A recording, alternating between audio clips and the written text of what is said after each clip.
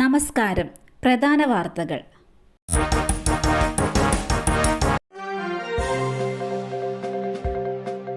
രാഹുൽ മാങ്കൂട്ടത്തിലിനെ തൊടാൻ ആർക്കും കഴിയില്ല, തല്ലിയാൽ തിരിച്ചടിക്കുമെന്ന് കെ സുധാകരൻ. ബിജെപിക്കെതിരെ കോൺഗ്രസ് നടത്തിയ ജനകീയ പ്രതിരോധ പരിപാടിയിൽ പ്രകോപന പ്രസംഗവുമായി KPCC president K Sudhakaran. Rahul മാങ്കൂട്ടത്തിലിനെ തൊടാൻ ആർക്കും കഴിയില്ല, തല്ലിയാൽ തിരിച്ചടിക്കും, തൊട്ടാൽ തിരിച്ചടി ഉണ്ടാകുമെന്നും കെ സുധാകരൻ പറഞ്ഞു.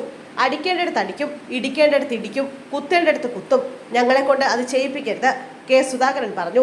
പാലക്കാട് നഗരസഭയിലെ ഹെഡ് കോവർ പേരിടൽ സംഭവവുമായി ബന്ധപ്പെട്ട് BJPയും കോൺഗ്രസും പരസ്പരം കൊമ്പുകോർക്കുന്ന അവസ്ഥയുണ്ടായിരുന്നു. ഇതിനെ തുടർന്നാണ് ഇന്ന് BJPക്കെതിരെ മുതിർന്ന നേതാക്കളെ പങ്കെടുപ്പിച്ചുകൊണ്ട് കോൺഗ്രസ് പരിപാടി സംഘടിപ്പിച്ചത്. കോട്ടയത്ത് നിയന്ത്രണം വിട്ട ബൈക്ക് മതിലിടിച്ച യുവാവിന് ദാരുണാന്ത്യം. കോട്ടയം വൈക്കം വല്ലകത്ത് ബൈക്ക് നിയന്ത്രണം വിട്ട മതിലിടിച്ച യുവാവ് മരിച്ചു. ചെമ്പ് സ്വദേശി വിഷ്ണു സത്യനാണ് മരിച്ചത്. 26 വയസ്സായിരുന്നു. ഇന്ന് വൈകിട്ട് 5 മണിയോടെ വല്ലകം സബ്സ്റ്റേഷന് സമീപമായിരുന്നു അപകടം. വൈക്കം പോലീസ് മേൽനടപടികൾ സ്വീകരിച്ചു. പോസ്റ്റ്മോർട്ടത്തിനായി മൃതദേഹം താലൂക്ക് ആശുപത്രിയിലേക്ക് മാറ്റി.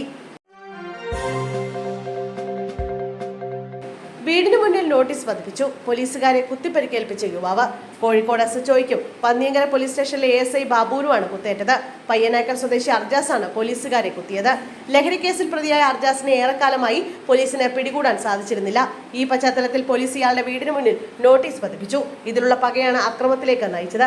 നോട്ടീസ് പതിച്ച പോലീസുകാരൻ ഇന്ന് മറ്റൊരു പ്രതിയെ പിടികൂടാൻ പോകുന്നതിനിടെയാണ് അർജാസിൽ നിന്ന് ആക്രമണം ഉണ്ടാകുന്നത്. ഇയാൾ പോലീസ് വാഹനത്തിന് മുന്നിലേക്ക് എടുത്തുചാടുകയും ആക്രമിക്കുകയായിരുന്നു. പിന്നീട് ഇയാളെ അറസ്റ്റ് ചെയ്യാൻ പോലീസ് സംഘം ശ്രമിക്കുന്നതിനിടെയും ഇയാൾ പോലീസുകാരെ ആക്രമിച്ചു. ഒടുവിൽ ഏറെ സാഹസികമായാണ് പോലീസുകാർ അർജാസിനെ കീഴ്പ്പെടുത്തിയത്. മംഗളൂരുവിൽ ആൾക്കൂട്ടം തല്ലിക്കൊന്നത് മലയാളി യുവാവിനെ. ആക്രമിച്ചത് പാക് അനുകൂല മുദ്രാവാക്യം വിളിച്ചത് പേരിൽ. പാകിസ്ഥാൻ അനുകൂല മുദ്രാവാക്യം വിളിച്ചെന്നാരോപിച്ച് മംഗളൂരുവിൽ ആൾക്കൂട്ടം മർദ്ദിച്ചു കൊലപ്പെടുത്തിയത് മലയാളി യുവാവിനെ.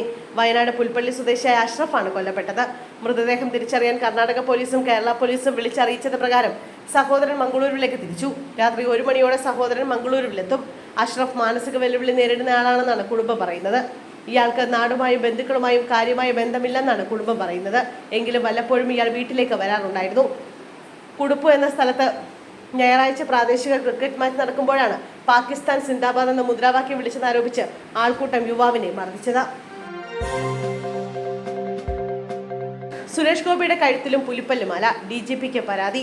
കേന്ദ്ര സഹമന്ത്രി സുരേഷ് ഗോപി പുലിപ്പല്ലുമാല ഉപയോഗിക്കുന്നുണ്ടെന്ന് ചൂണ്ടിക്കാട്ടി പരാതി.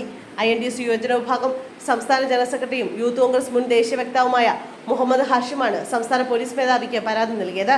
പുലിപ്പല്ലുമാല എങ്ങനെ ലഭിച്ചുവെന്ന് സുരേഷ് ഗോപി വ്യക്തമാക്കണം. വൈൽഡ് ലൈഫ് പ്രൊട്ടക്ഷൻ ആക്ടിന്റെ ലംഘനമാണിതെന്നും പരാതിയിൽ ചൂണ്ടിക്കാട്ടുന്നു. റാപ്പർ വേടന്റെ കഴുത്തിലെ പുലിപ്പല്ല് ലോക്കറ്റ് വിവാദമായിരിക്കെയാണ് സുരേഷ് ഗോപിക്കെതിരെയും പരാതി ഉയർന്നിരിക്കുന്നത്.